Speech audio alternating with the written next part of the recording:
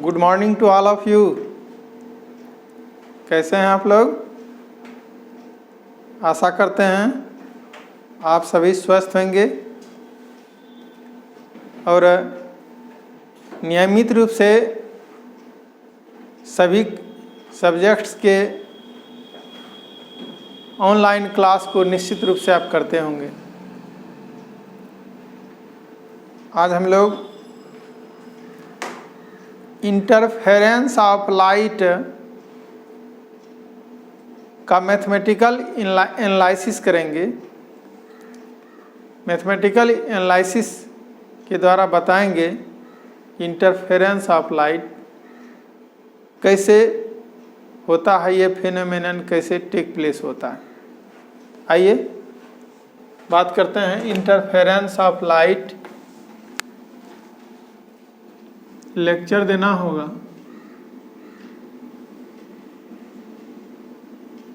Lecture 13 और ये second लेंगे हम। 13 लिए थे पहले फर्स्ट, ये लेक्चर 13 सेकेंड पार्ट और ये होगा वेव ऑप्टिक्स का। Wave optics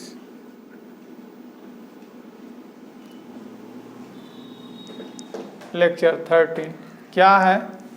mathematical analysis. आइए यहाँ लिख सकते हैं सीबीएसई के स्टूडेंट के लिए है CBSE and BSEB। English medium में यदि बिहार बोर्ड के छात्र पढ़ते हैं तो उनके लिए भी ये क्लास बेनिफिशियल है।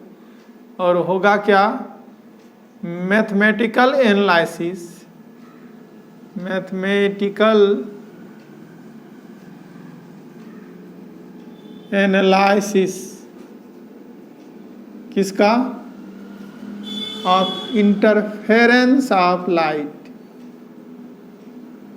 इंटरफेरेंस ऑफ लाइट कैसे मैथमेटिकल एनालिसिस करेंगे? गौर कीजिए, लास्ट क्लास में हम लोग लिए थे S1 एक सोर्स और दूसरा S2 सोर्स, दोनों कोहेरेंट सोर्सेज ऑफ लाइट था। आज भी वही लिए हैं। यहाँ से भी लाइट निकलेगा वेव के रूप में, यहाँ से भी लाइट निकलेगा वेव के रूप में, और ये किसी पॉइंट पर जाकर क्या हो गया? मिल गया। तो मिलेगा तो फिर वहाँ कंस्ट्रक्टिव इंटरफेरेंस बनेगा कि डिस्ट्रक्टिव, ये हम लोगों को देखना है मैथमेटिकली। आइए, ये सोर्स ऑफ लाइट है, इसका इक्वेशन हम लिखते हैं y1 is equal to A sine omega T. और ये दूसरा सोर्स ऑफ लाइट है, इसलिए क्या लिखते हैं? y2 is equal to A sine omega T plus delta. What is delta? Delta is the initial phase angle which is called epoch. Epoch भी कहलाता है। और दोनों को गौर से देखो तो y1 और y2 में क्या अंतर है? y1 में देख रहे हैं कि दोनों में एम्पलीट्यूड सेम है, दोनों वेव का एम्पलीट्यूड क्या है? सेम है। और फेज एंगल में डिफरेंस है। यहाँ फेज एंगल है ओमेगा टी, यहाँ फेज एंगल है omega T plus delta. It means phase difference कितना है? कहिएगा sir omega T plus delta में लेस करेंगे किसको? Omega T. तो दिस इज इक्वल टू क्या होगा? डेल्टा। इसका मतलब फेज डिफरेंस दोनों में कितना का है? डेल्टा का। और बताएंगे हम कि कोहेरेंट सोर्सेज ऑफ लाइट किसको कहते हैं? जिसकी फ्रीक्वेंसी क्या हो? समान हो। फ्रीक्वेंसी समान तो होगा ही, ओमेगा बराबर हटाएंगे तो ओमेगा बराबर क्या लिखेंगे 2πn और 2πν। यहाँ भी ओमेगा है, यहाँ भी ओमेगा है, तो हम इसका इक्वेशन लिख सकते हैं, इसका इक्वेशन लिख सकते हैं ये sign 2πn t plus omega, इसका भी लिखेंगे तो ये साइन 2πn t, ऐसा लिखेंगे। अब बता तो कि यहाँ n क्या है फ्रीक्वेंसी, यहाँ भी n क्या है फ्रीक्वेंसी, फ्रीक्वेंसी तो सेम है। तो कोहेरेंट सोर्सेज ऑफ लाइट का ये तो प्रॉपर्टी है कि फ्रीक्वेंसी सेम होना चाहिए, लेकिन फेज डिफरेंस कांस्टेंट होना चाहिए। देखिए ना, फेज डिफरेंस क्या है, कांस्टेंट है, डेल्टा। ये इंडिपेंडेंट ऑफ टाइम है, टाइम चेंज नहीं होगा। ये देखिए फेज एंगल जो है ओमेगा टी है, ये बदलेगा, टाइम टी चेंज होगा तो ये बदलेगा, लेकिन ये डेल्टा बदलने वाला नहीं है, चूंकि इंडिपेंडेंट ऑफ टाइम है, टाइम से इंडिपेंडेंट है, चलिए स्वतंत्र है टाइम से, इसीलिए तो ये कोहेरेंट सोर्सेज ऑफ लाइट कहलाता है, चूंकि कांस्टेंट फेज डिफरेंस। अब जानना है यहाँ पी पॉइंट पर क्या होगा, ब्राइटनेस की डार्कनेस, कैसे जानेंगे? तो देखो बाबू, दोनों वेव जा करके पी पॉइंट पर मिलता है, और ध्यान से देखो, ध्यान से, ये डिस्टेंस जो वेव ने तय किया S1p और यहाँ S2p, क्या दोनों सेम डिस्टेंस है क्या? क्या नहीं? S2p is greater than S1p, यानी पाथ डिफरेंस लेंगे, फेज डिफरेंस की बात नहीं अभी कर रहे हैं, पाथ डिफरेंस लेंगे, फिर भी इसका पाथ लेंथ अधिक है इससे, तो पाथ डिफरेंस जब होगा तो फेज डिफरेंस होगा ही। हम लोग तो हम देख चुके हैं कि पाथ डिफरेंस और फेज डिफरेंस, गौर करो ना, ये भूल गए हो तो देखो, देखो ऐसे देखना, देखो तो ये पॉइंट लो और ये पॉइंट लो, दोनों इसका इसके द्वारा तय की गई दूरी कितना है, डिस्टेंस कितना है, 0। लेकिन ये कण लो तो ये यहाँ ऐसे यहाँ पर आ गया वेव, तो ये कण जो वाइब्रेट करेगा, इस कण की बात करते हैं, इस पार्टिकल की बात करते हैं, तो ये पार्टिकल कितना दूरी पर है, लैम्डा दूरी पर है। कितनी दूरी पर है? लैम्डा दूरी पर। और फेज डिफरेंस की बात करें तो यहाँ फेज एंगल 0 है, तो यहाँ फेज एंगल कितना है 2π, बता चुके हैं। तो फेज डिफरेंस जब 2π होगा तो पाथ डिफरेंस कितना होगा, लैम्डा। इसका मतलब क्या, पाथ डिफरेंस है तो फेज डिफरेंस भी होगा, फेज डिफरेंस है तो पाथ डिफरेंस भी होगा। तो यहाँ हम पाथ डिफरेंस तो अभी नहीं दिखा रहे हैं, लेकिन फेज डिफरेंस दिखा रहे हैं, डेल्टा।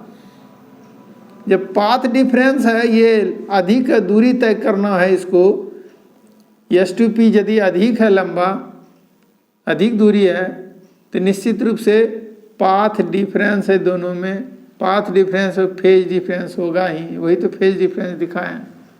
क्लियर हो गया होगा कि फेज डिफरेंस है तो पाथ डिफरेंस भी होगा, और ये पाथ डिफरेंस हमको नज़र आ रहा है, लेकिन फेज डिफरेंस नज़र नहीं आ रहा है। तो दोनों क्या करते हैं, दोनों पी पॉइंट पर जाकर मिल जाती है, तो रिजल्टेंट वेव क्या होगा इस पर विचार करेंगे। आइए बाबू बात करेंगे। Let y1 is equal to A sine omega T and y2 is equal to A sine omega T plus delta. ये क्या है,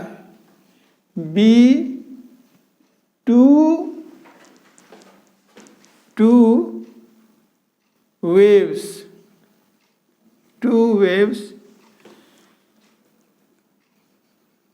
which two waves हैं which meet at a point which meet at a point P, ठीक है, P point पर मिलती है। चलिए तो हमको क्या जानना है, the equation of new wave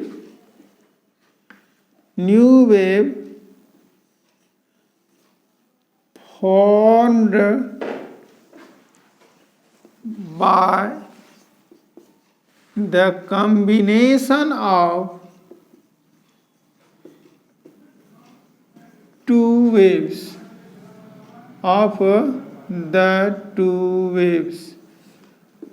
दोनों वेव के कॉम्बिनेशन से बने नए वेव का equation y is equal to how much, एक साथ दोनों जुटेगा according to superposition principle. Superposition principle क्या कहता है कि किसी पार्टिकल जहाँ पर मिलता है दोनों वेव, उसमें जो रिजल्टेंट डिस्प्लेसमेंट होगा वो अलग अलग वेव के कारण उस पार्टिकल में अलग अलग डिस्प्लेसमेंट के वेक्टर सम के बराबर होता है। यहाँ पहले डिस्प्लेसमेंट y1 था, किसमें, इक्वेशन देने का मतलब क्या है, y1 is equal to a sine omega t है, तो y1 क्या है, डिस्प्लेसमेंट बता चुके हैं हम। ये डिस्प्लेसमेंट है, कण जब वाइब्रेट करता है, याद होगा आपको, कण जब वाइब्रेट करता है तो यहाँ से डिस्प्लेसमेंट ना दिखाता है y, तब ना ऐसा ले लिए इक्वेशन लिए थे, ये थीटा था तो ये थीटा था, ये क्या था y, तो y जो हम बता रहे हैं ये डिस्प्लेसमेंट है, कण में डिस्प्लेसमेंट। मैक्सिमम डिस्प्लेसमेंट ये नहीं है, मैक्सिमम तो डिस्प्लेसमेंट यहाँ होगा, ये y1 नहीं है, y1 तो है डिस्प्लेसमेंट या टाइम t समय पर डिस्प्लेसमेंट कितना होगा, ठीक है।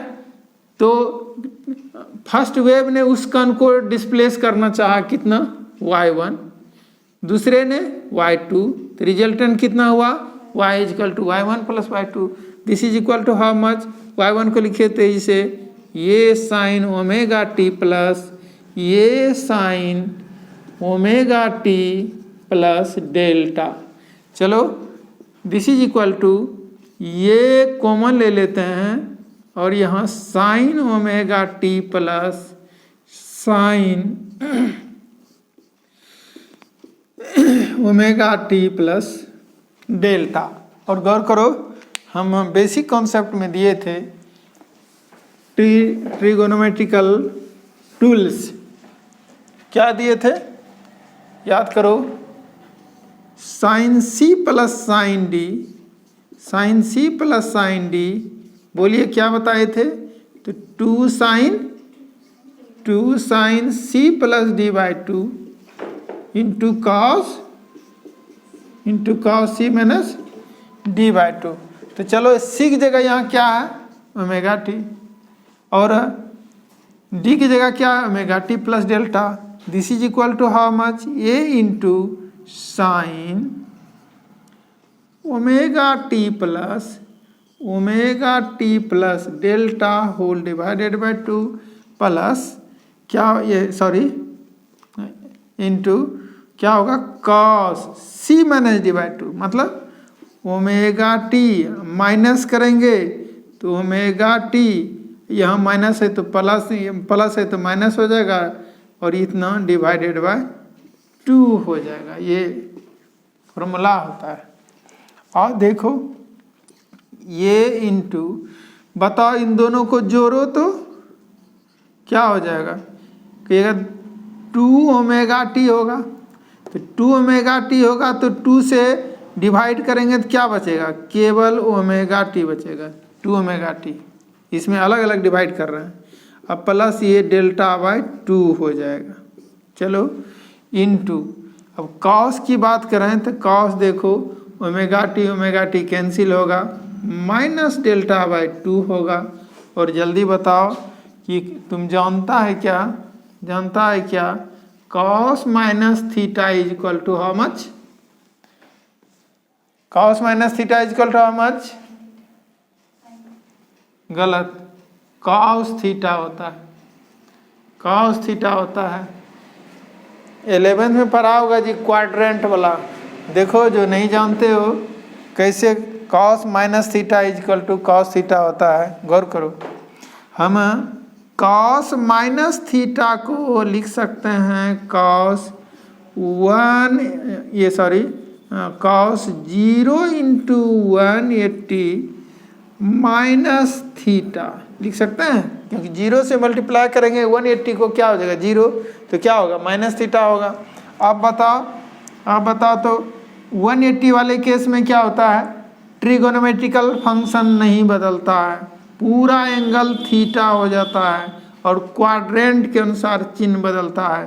किस क्वाड्रेंट में गया, 0 180, तो 0 तो इसी जगह रखेंगे, फिर माइनस थीटा, ऐसे चलेंगे क्लॉकवाइज डायरेक्शन में, ये माइनस थीटा हुआ। तो बताओ किस क्वाड्रेंट में गया, all sine tan cos, fourth quadrant में है, और ये कॉस पॉजिटिव होता है, तो यहाँ भी तो कॉस पॉजिटिव होगा, यहाँ चिन्ह ही देना बाकी था प्लस या माइनस, लेकिन अब यहाँ फोर्थ क्वाड्रेंट में कॉस पॉजिटिव होता है, इसलिए ये क्या होगा, पॉजिटिव होगा। कैसे होता है ये समझाने का कोशिश किए, पढ़ा होगा तब मेरी बात को समझ में आया होगा, यदि नहीं पढ़ा है पहले ये तो कुछ नहीं बुझाया होगा, इसलिए रट लो cos minus theta is equal to क्या होता है, cos थीटा होता है। चलो तो क्या लिख दें हम लिखेंगे ये cos delta by 2 into sine omega T plus delta by 2। और ध्यान दो ये cos डेल्टा बाई 2 को हम कैपिटल ये लिखने जा रहे हैं, बताएंगे क्यों। और sign omega T plus delta by 2 हो गया, ये क्या निकाल रहे हैं, ये निकाले हम रिजल्टेंट डिस्प्लेसमेंट, अर्थात इक्वेशन ऑफ न्यू वेव की बात करते हैं। और यहाँ लिख सकते हो वेयर क्या होगा, वेयर ये इज इक्वल टू क्या हो गया, माने हैं ये cos डेल्टा बाय 2, ये cos डेल्टा बाय 2 को हम कैपिटल ये माने। और देखो इसको गौर से देखना, इक्वेशन जो भी मानना है मानो, तुम इक्वेशन यहाँ फर्स्ट ही मान लेते हैं। तो बताओ इक्वेशन फर्स्ट से क्या क्लियर है कि ये भी वेव का ही इक्वेशन है, क्योंकि वेव का इक्वेशन क्या जानते हो, देखो तो जनरल इक्वेशन ये sine omega T plus delta, same वही तो है यहाँ, ये एक जगह कैपिटल ये omega T plus delta, delta की जगह डेल्टा बाई 2 हो ही सकता है, डेल्टा बाई, मान लिया डेल्टा के पहले क्या था 60 डिग्री, तो क्या हो गया ये 30 डिग्री हो जाएगा। यदि ये मान लीजिए 40 डिग्री था तो ये क्या हो जाएगा 20 डिग्री हो जाएगा, तो ये भी तो कांस्टेंट है। कहने का सेंस ये जो हम लोगों का रिजल्टेंट आया है ये भी लाइट वेव का ही इक्वेशन है, और लाइट वेव का जब इक्वेशन होगा बाबू तो इसका इंटेंसिटी हम निकाल सकते हैं, नए वेव का इंटेंसिटी ज्ञात कर सकते हैं। चूँकि ये पी पॉइंट पर जाकर के नया वेव बनाया है तो नए वेव का इंटेंसिटी का ही यहाँ चर्चा करना है कि इंटेंसिटी मैक्सिमम कब होगा, मिनिमम कब होगा, तो यहीं से खेल शुरू होगा ये पर। चलो यहाँ तक लिख चुके हो तो अच्छी बात है, नहीं तो लिखो, इसको कंप्लीट करो।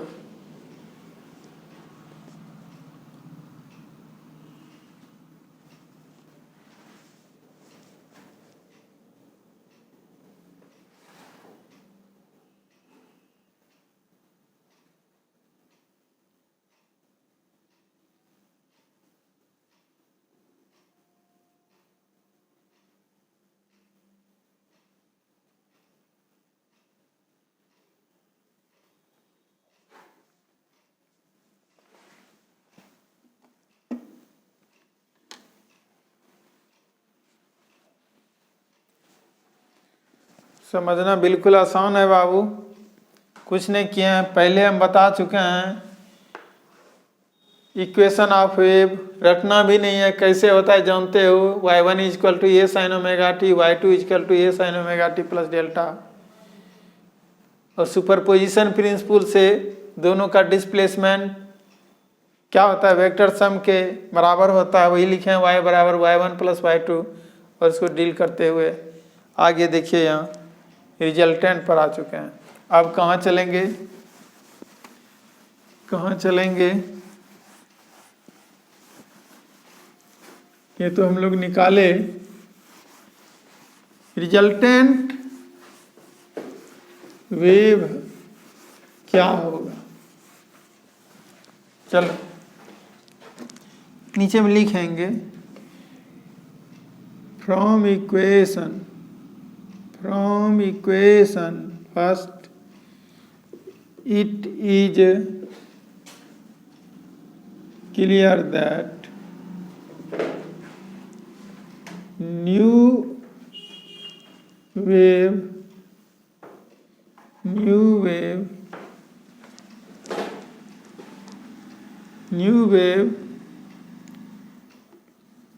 also new wave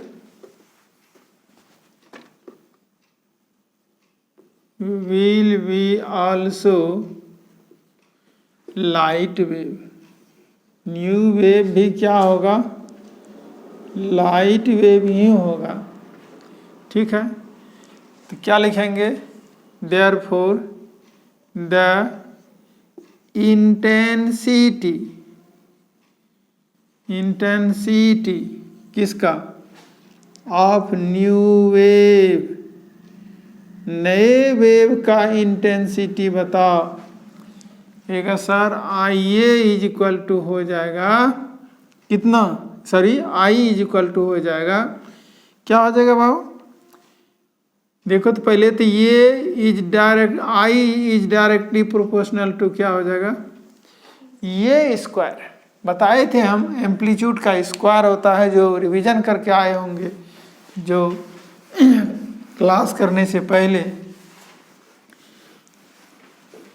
अपनी पीछे का कॉपी देख लेते हैं, पीछे का लेक्चर देख लेते हैं, उनको निश्चित रूप से समझ में आ रहा होगा। और बताओ आप कि I is equal to proportionality का चिन्ह हटाते हैं तो KA स्क्वायर देते हैं, और फॉर एयर या वेकम के लिए बताए होंगे, एयर और वेकम के लिए K इज इक्वल टू 1 होता है, therefore I is equal to ये स्क्वायर होगा, I इज इक्वल टू ये स्क्वायर। और बताओ ये किसको माने हैं हम, यहाँ देखो ये cos डेल्टा बाय 2, तो बताओ ये cos डेल्टा बाय 2 का होल स्क्वायर लिखेंगे। और हम आगे बढ़ते हैं, आगे बढ़ेंगे बाबू।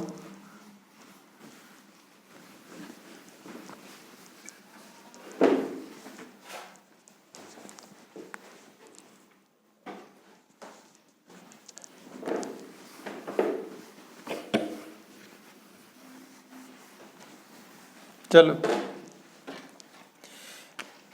और लिखेंगे I is equal to a square cos square delta by 2, this is equal to, बताओ तो यहाँ ए स्क्वायर हो गया 2a कॉस थीटा। चलिए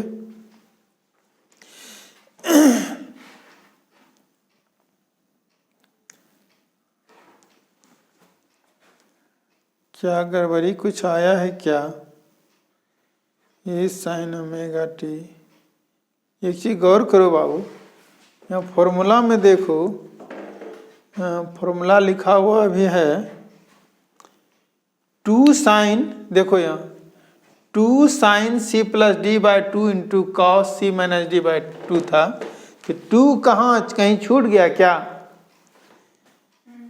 2 कहाँ पर छूटा हमसे,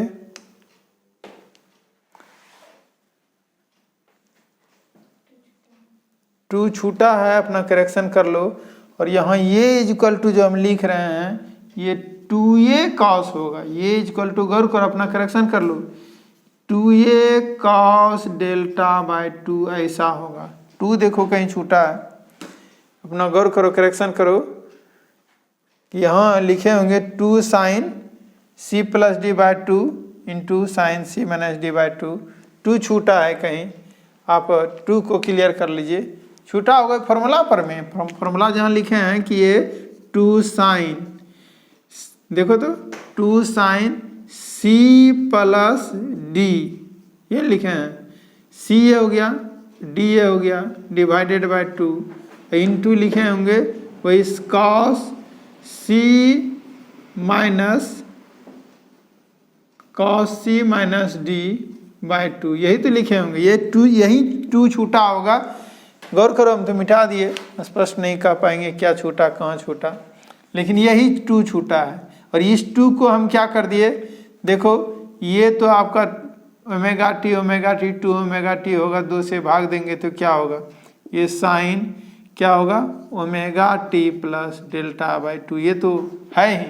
लेकिन ये 2 यहाँ नहीं बल्कि यहाँ चला जाएगा, वो क्या होगा 2 cos ये माइनस डेल्टा बाय 2, और इसको हम लिख सकते हैं sign omega T plus delta by 2 into 2 cos delta by 2। इसी को आगे करके हम लिखे होंगे 2 cos delta by 2 into sine omega T plus delta by 2, और इसी को हम माने हैं ये, गौर करो, ये माने हैं। तो यहाँ हमको 2 देना होगा बाबू, और यहाँ तब क्या हो जाएगा, ये 4a² हो जाएगा, 4a²। देख लो, करेक्शन कर लो थोड़ा सा।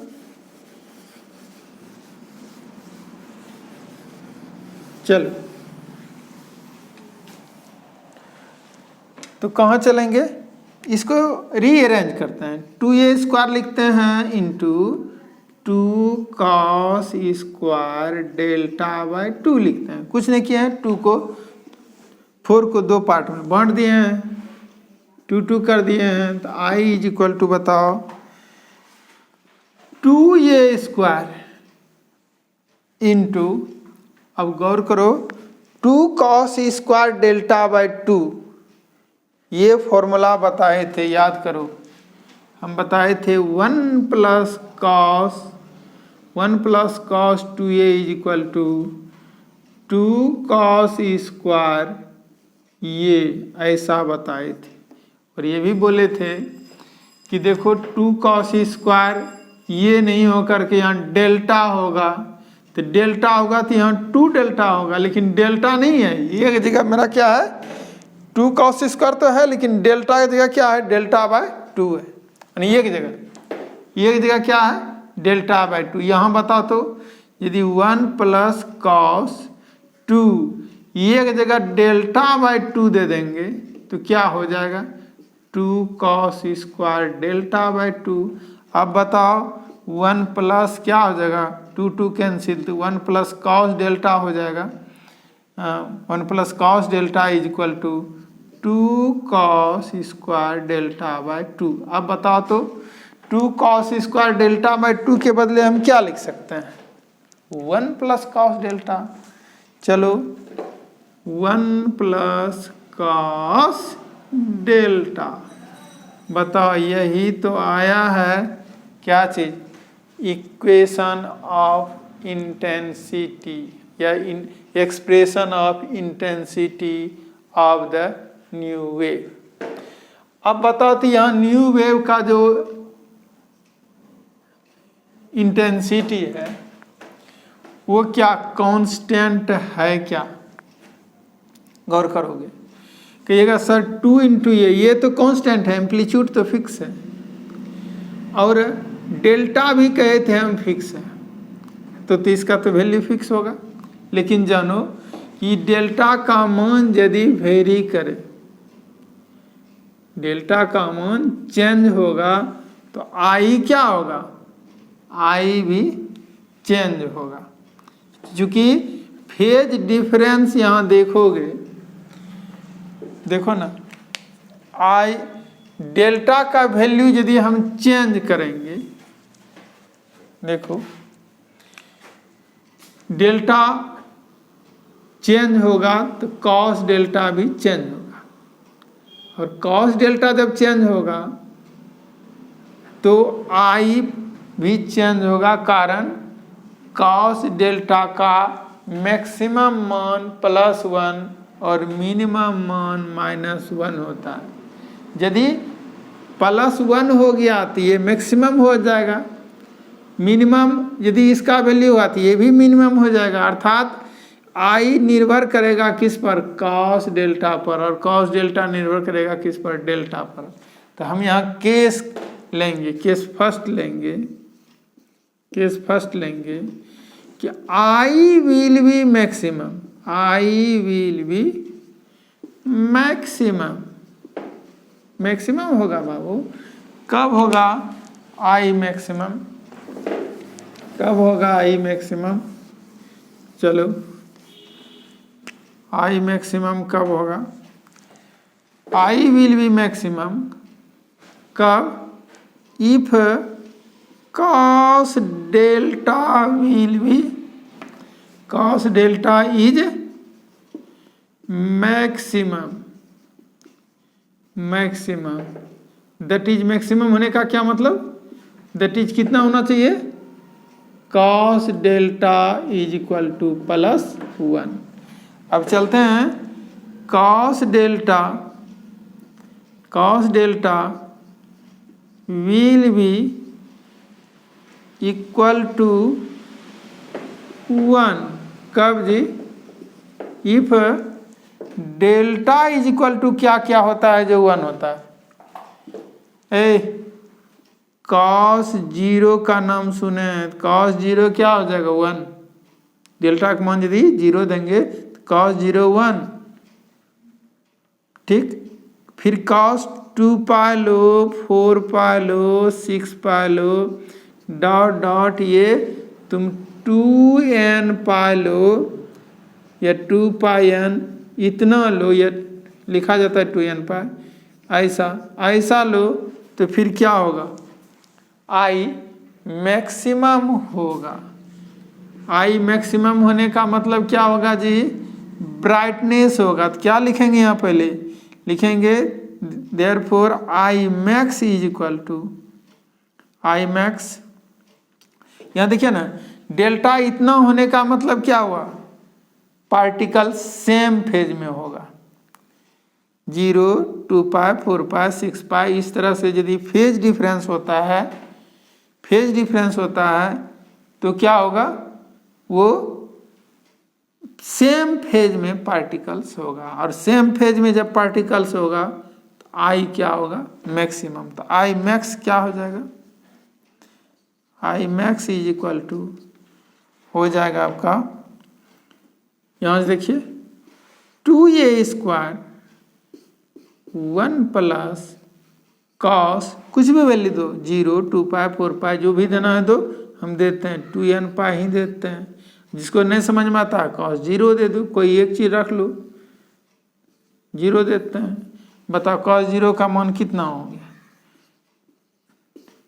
1 + 1 हो गया, तो क्या हो गया? 2a² इंटू 2, इसका मतलब क्या हुआ? 4a² हो गया, आई मैक्सिमम हो गया। क्या क्लियर हुआ? दोनों वेव यदि P पॉइंट पर सेम फेज में मिलेगा, सेम फेज समझा चुके हैं, क्रेस्ट क्रेस्ट मिलेगा या ट्रफ ट्रफ मिलेगा, तो इंटेंसिटी मैक्सिमम होगा। इंटेंसिटी जब मैक्सिमम होता है तो बताइए ब्राइटनेस होता है कि डार्कनेस होता है?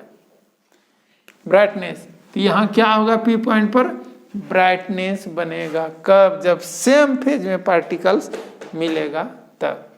तो हम यहाँ लिखेंगे in this case, in this case the constructive interference नहीं, कंस्ट्रक्टिव इंटरफेरेंस का निर्माण होगा या कंस्ट्रक्टिव इंटरफेरेंस बनेगा। In this case constructive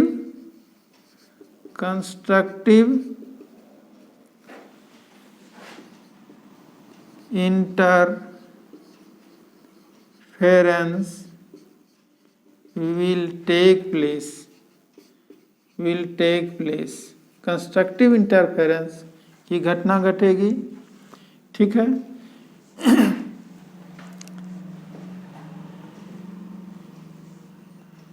constructive interference की घटना घटी तो क्या होगा? देयरफॉर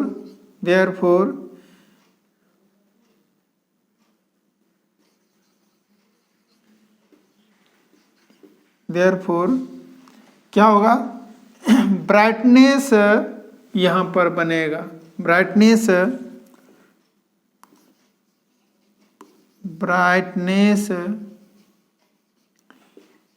विल बी फॉर्म या ब्राइटनेस विल फॉर्म कह सकते हो। ब्राइटनेस बनेगा कहाँ? एट पॉइंट पी पर ब्राइटनेस बनेगा। चलो जल्दी से हम केस सेकंड ले लें। केस सेकंड यही लेंगे, नोट पे लिख कर लीजिए। केस सेकंड लेंगे हम।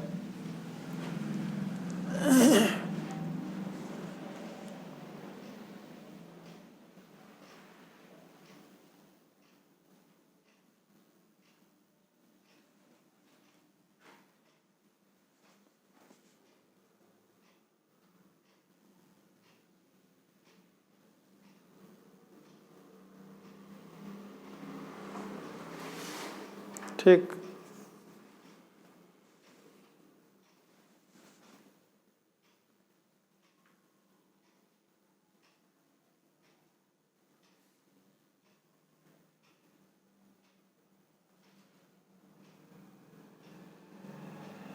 चलो देख लिए हैं। डेल्टा इजकल टू इतना होगा बाबू, 0, 2 पाई, 4 पाई, 6 पाई, 2n पाई। तो क्या होगा? कंस्ट्रक्टिव इंटरफेरेंस का निर्माण होगा, अर्थात ब्राइटनेस बनेगा।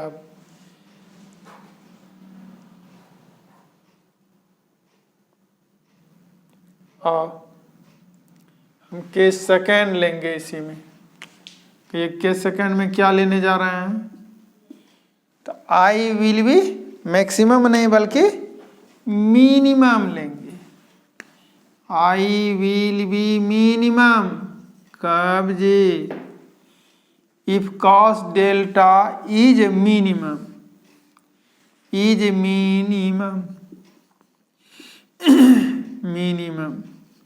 That is cos delta is equal to minimum value कितना होता है? -1। तो cos delta will be equal to -1 लेंगे यहाँ, -1 कब? If delta is equal to, बताओ कितना होगा?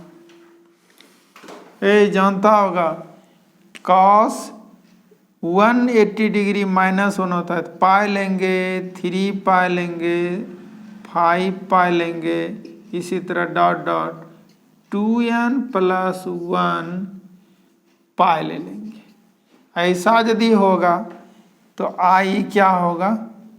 मिनिमम होगा। I minimum is equal to, बताओ कॉस पाई लेंगे तो यहाँ -1 हो जाएगा और -1 होगा तो 0 से मल्टीप्लाई करना होगा 2a² को, और 0 से मल्टीप्लाई करेंगे 2a² को तो क्या होगा?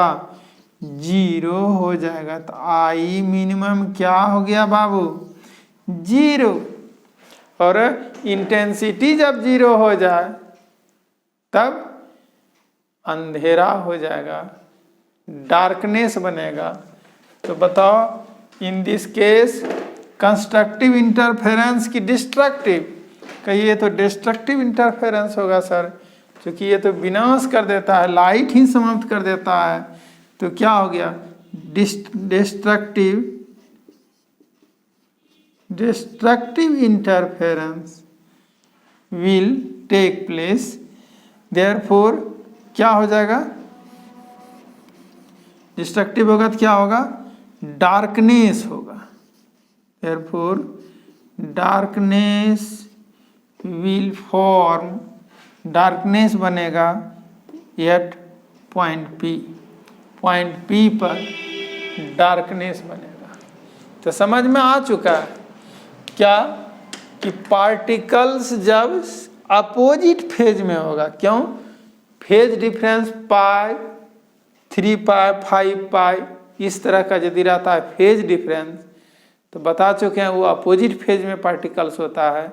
और यहाँ देख रहे हैं अपोजिट फेज में रहेगा तो क्या होगा, वो डिस्ट्रक्टिव इंटरफेरेंस होगा। और ऐसे हम लास्ट क्लास में बता चुके हैं अपोजिट फेज में रहने का क्या मतलब है जी, एक का क्रेस्ट दूसरे के ट्रफ से नहीं, एक का क्रेस्ट दूसरे के ट्रफ से मिलेगा तो क्या होगा, अपोजिट हो जाएगा और वो डिस्ट्रक्टिव इंटरफेरेंस होगा, पहले समझा चुके हैं। इसलिए हम लोग केवल लिखेंगे यहाँ condition for the constructive interference and destructive interference.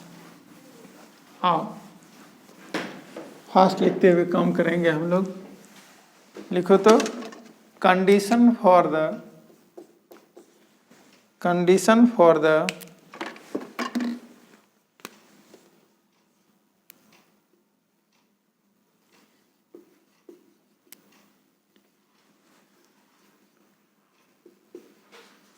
Constructive interference, constructive interference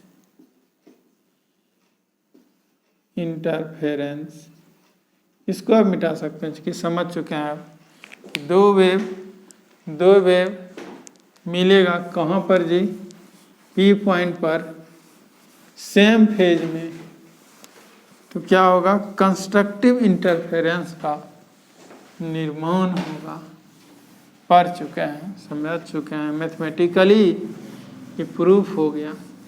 और कंडीशन सीखेंगे, चूँकि ऑब्जेक्टिव में ये आता है, ऑब्जेक्टिव में आएगा condition for the constructive interference. लिखेंगे कि द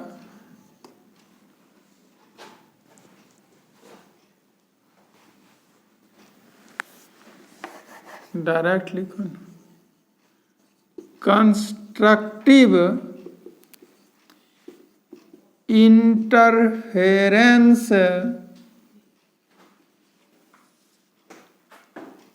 विल टेक प्लेस, कब जी, कब ये घटना घटेगी, if the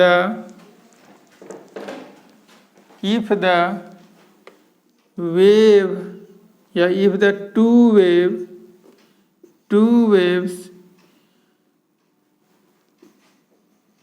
meet at a point, if the two waves meet at a point in same phase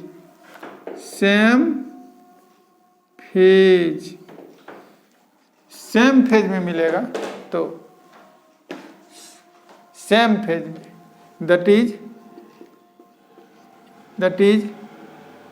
if the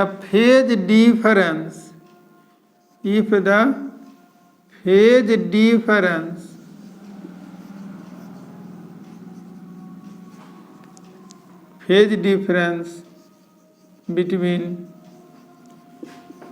two waves will be कितना, 2n पाई। चलो ये तो फेज डिफरेंस की बात कर दी, हम कहेंगे फेज डिफरेंस नहीं लेंगे, पाथ डिफरेंस लेंगे। तो याद है हम कहेंगे कि constructive interference will take place if the two waves meet at a point in same phase, नहीं यहाँ sorry, if the two waves meet at a point in same phase, ये तो ठीक है सेम फेज, दैट इज क्या लिखे हैं, if the phase difference between two waves will, phase difference between two waves will be कितना 2n पाई। लेकिन same phase में होने के लिए हम पाथ डिफरेंस भी तो बताए हैं, तो लिखेंगे यहाँ दैट इज इतना, और क्या कर सकते हैं, और इफ द पाथ डिफरेंस, इस रूप में भी दे सकते हैं, if the path difference between two waves कितना होना चाहिए जी, टू वेव्स या टू पार्टिकल्स भी बोलता है, टू वेव्स विल भी कितना होना चाहिए, will be two, will be n lambda, याद कीजिए बताए थे हम सेम फेज में होने के लिए एन लेमडा भी होगा, where n is equal to, आप जानते हैं where n is equal to ले सकते हैं कितना 0 1 2 3, प्लस माइनस भी ले सकते हैं, ऐसा प्लस माइनस 0 प्लस माइनस 2 भी ले सकते हैं। आइए हम लोग कंस्ट्रक्टिव इंटरफेरेंस की बात किए, लेकिन उसी में हम लिखेंगे जल्दी से destructive interference, condition for the destructive interference.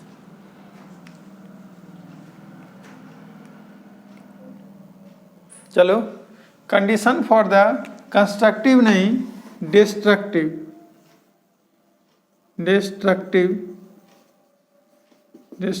Interference. तो डिस्ट्रक्टिव इंटरफेरेंस कहते हैं, डिस्ट्रक्टिव